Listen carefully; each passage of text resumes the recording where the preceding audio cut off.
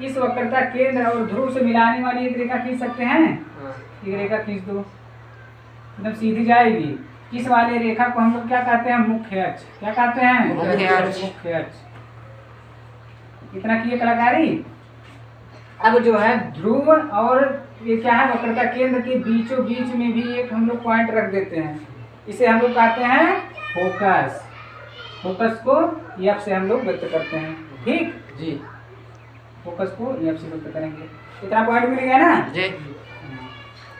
कितना मिला? ये जो है, जो अवतल दर्पण है या जो भी दर्पण रहेगा, दर्पण का जो मध्य बिंदु होता है उसे हम लोग किससे व्यक्त करते हैं? ध्रुव से। ध्रुव से कहते हैं। और जो दर्पण जो है जिस गोले का भाग रहा होगा उस गोले का जो केंद्र होता है वही क्या कहलाता है? यहाँ पे वक्रता केंद्र। क्या कहलाता है? वक्रता केंद्र। यहाँ सी जो है वक्रता केंद्र कहलाता है।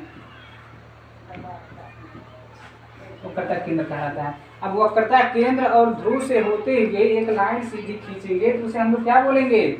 मुख्य अक्ष। मुख्य अक्ष। यानी वक्रता केंद्र और ध्रुव को मिलाने वाली रेखा को क्या बोला जाता है? मुख्य अक्ष। मुख्य अक्ष।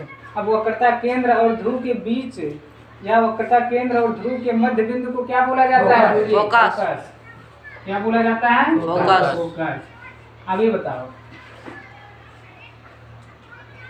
अब यहाँ से जब वक्रता केंद्र हो गया, बिंदु को हम लोग कह देते हैं केंद्र, लेकिन दूरी को जैसे त्रिज्या और एक दूरी होती है ना, तो वक्रता केंद्र से अगर जो यहाँ से यहाँ तक ध्रुव को मिलाने वाली रेखा की लंबाई को क्या बोला जाता है? वक्रता त्रिज्या।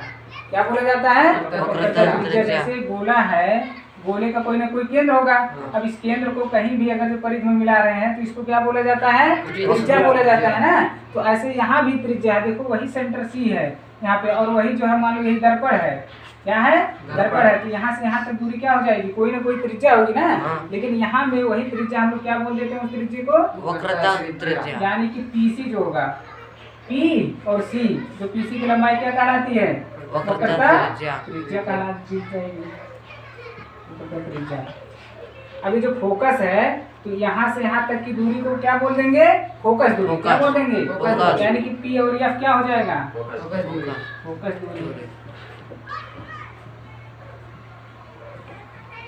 दूरी हो गया। अब इतना तीन नियम है। तीन नियम क्या है कि अगर जो कोई रेखा अगर कोई किरण, ठीक है, या प्रकाश मुख्य अक्ष के समांतर चल रही है। मुख्य अक्ष कौन सा है? ये वाला है। अब अगर मुख्य अक्ष के समांतर चल रही है, समांतर का मतलब समझते हो ना, कि दोनों रेखाओं के बीच की दूरी हमेशा बराबर रहेगी। ठीक है, अगर मुख्य अक्ष के समांतर चल रही है तो यहाँ से परावर्तित होगी। परावर्तित होने के बाद जो है फोकस से होकर जाएगी।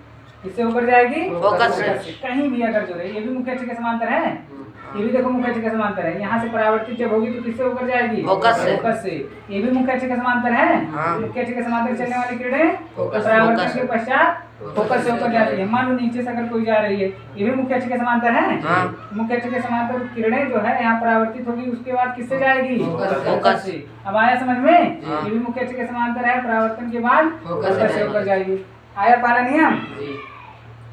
किरणों को खींचने का नियम है। पहला नियम पता चल गया। या जाती हुई प्रतीत होगी। अवतल उत्तल दर्पण में जो है वो जाती हुई प्रतीत होती है, उसको फिर बाद में बताएंगे, लेकिन पहले नियम समझो। एक और नियम समझो, यहाँ पे कड़ी को दी है। यहाँ एक ध्रुव होगा, ठीक है, यहाँ वक्रता केंद्र होगा। वक्रता केंद्र और ध्रुव को मिलाने वाली रेखा को मुख्य अक्ष बोला जाता है। अब वक्रता केंद्र और ध्रुव के बीच के बिंदु को फोकस बोला जाता है। ठीक, अब देखो यहाँ फोकस से बोल दें, मुख्य अक्ष के समांतर कर दिए ना। अगर कोई किरण जो है फोकस से होकर जा रही है, किससे होकर जा रही है? फोकस से। फोकस तो यहाँ परावर्तित होगी। तो परावर्तन के पश्चात जो है मुख्य अक्ष के समांतर हो जाती है। ऐसे अगर जो जा रही है तो यहाँ से टकरा के ये दो मुख्य अक्ष के समांतर आ गया ना, मुख्य अक्ष के समांतर हो जाती है। यानी कि फोकस से होकर जाने वाली किरणें परावर्तन के पश्चात मुख्य अक्ष के समांतर हो जाती है। ठीक, कितना भी रहेगा, मान लो यहाँ से कोई किरण लेकर गए, यहाँ आया, टकराया, टकराने के बाद क्या हो जाएगा? मुख्य अक्ष के समांतर हो जाएगा। बराबर नहीं, समांतर हो जाएगा। आया समझ में? जी। दो नियम हो गया, किरणों को खींचने का दो नियम हो गया। तीसरा नियम यहाँ नीचे बता दे क्या? तीसरा नियम क्या है? इस जो दर्पण है, दर्पण का मध्य बिंदु ध्रुव कहलाता है। इसका जो केंद्र होगा वक्रता केंद्र कहलाएगा। वक्रता केंद्र और ध्रुव से होते हुए जाने वाली रेखा को हम लोग मुख्य अक्ष बोल देते हैं। अब ध्रुव और वक्रता केंद्र के बीच के बिंदु को हम लोग फोकस कहते हैं। इतना पता चल गया। अब अगर कोई किरण वक्रता केंद्र से ऊपर जा रही है, किससे? वक्रता केंद्र से। अगर वक्रता केंद्र से ऊपर जा रही है तो यहाँ से परावर्तित होगी, ऐसे गया, यहाँ से परावर्तन होगा, परावर्तन के पश्चात उसी मार्ग में वापस लौट आती है। क्या समझे? उसी मार्ग में वापस लौट आती है। 3 नियम पता चल गया ना? और देखो, और मालूम यहाँ तक करा दे। यहाँ से अगर जो वक्रता केंद्र से होकर जा रही है तो परावर्तन के पश्चात उसी मार्ग में वापस लौट आएगी। आया समझ में? तो किरणों को खींचने का कितना नियम है? 3 नियम। पहला नियम क्या है कि मुख्य अक्ष के समांतर चलने वाली प्रकाश की किरणें परावर्तन के पश्चात फोकस से होकर जाती है या जाती हुई प्रतीत होती है। उत्तल दर्पण में जाती हुई प्रतीत होती है, लेकिन नॉर्मली समझो कि फोकस से ही होकर जाएगी। ठीक है। दूसरा नियम क्या है कि फोकस से होकर जाने वाली प्रकाश की किरणें परावर्तन के पश्चात मुख्य अक्ष के समांतर हो जाती है, बराबर नहीं, समांतर हो जाती है। ठीक। तीसरा नियम क्या है कि वक्रता केंद्र से होकर जाने वाली प्रकाश की किरणें परावर्तन के पश्चात उसी मार्ग में वापस लौट आती है। तीनों नियम अगर जो कहीं पूछ रहा है तो वीडियो में पॉज करके माने रोक के इतना लिख सकते हो। 3 नियम बता दिए है ना, जैसे जैसे बताएं आराम से लिख सकते हो। आया समझ में? दिमाग में बैठ गया? यही याद कर लो, क्योंकि आप रिवीजन के तौर पे पढ़ रहे हो, शुरू से नहीं पढ़ रहे हो। मतलब शुरू से पढ़ रहे हो, लेकिन अब ये नहीं कि विस्तार से एक चीज़ पढ़ना है। फिलहाल हम पूरा विस्तार से ही बताएंगे, लेकिन अब जो है उसको जल्दी जल्दी रिकवर करो।